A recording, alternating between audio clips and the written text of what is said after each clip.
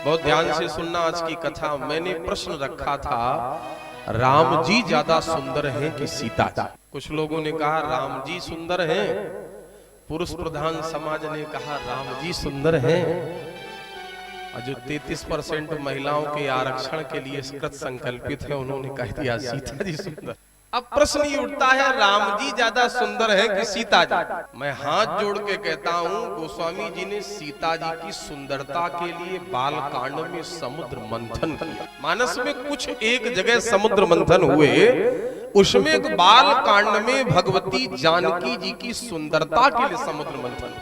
मैंने कल कहा था, राम जी की सुंदरता का एक पैमाना है, एक लिमिट है कि राम जी इतने सुंदर हैं, लेकिन सीता जी की सुंदरता की कोई लिमिट नहीं। सब उपमा कवि रहे जुठारी के ही पट तरीय विदेह। सुंदरता का एक समुद्र है, एक उदाहरण दे रहा हूं। उस सुंदरता के समुद्र से केवल एक बूंद सुंदरता निकाली गई, और उस एक बूंद सुंदरता से संपूर्ण संसार को सुंदर किया गया।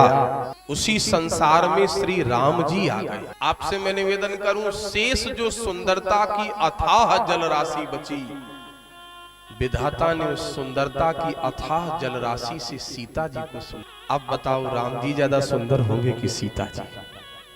थोड़ा बोलते रहे। राम जी सुंदरता की अथाह जल राशि के निकाले गए एक बूंद की सुंदरता से सुंदर हुए, और श्री जानकी जी आपसे मैं निवेदन करूं, उस अथाह सुंदरता की जल राशि से सुंदर हुई। तो एक तरफ सुंदरता का समुद्र है और एक तरफ सुंदरता की एक बूंद है, तो ईमानदारी से बताना, राम जी ज्यादा सुंदर हुए कि सीता जी? थोड़ा बोलते रहो आप लोग। ऐसा ये उमा भारती का खेमा भी बोला करे, आप लोग भी बोला करो थोड़ा। राम जी ज्यादा सुंदर हुए कि सीता जी? सीता जी, आपसे मैं निवेदन करूं, ध्यान से सुनना।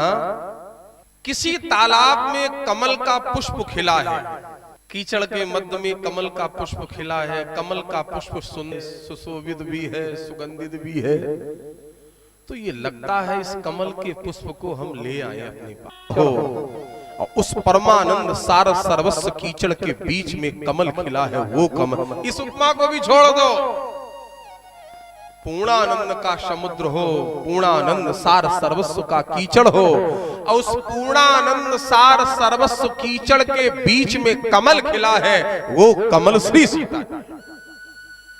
हमारे मयंक वाजपेयी जी ने बड़ी प्यारी चौपाई छोड़ी, राम जी सूर भी है, सूर भी प्रकाश देता, राम भानुकुल पंकज भानु।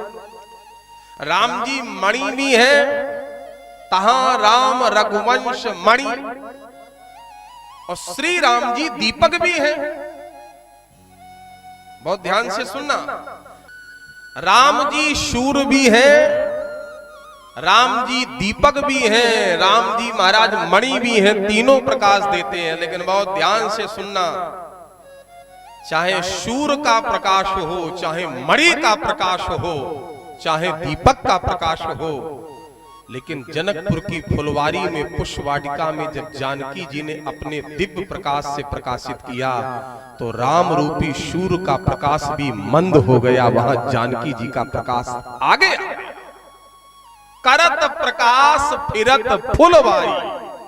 बोलो भाई, राम जी वही है।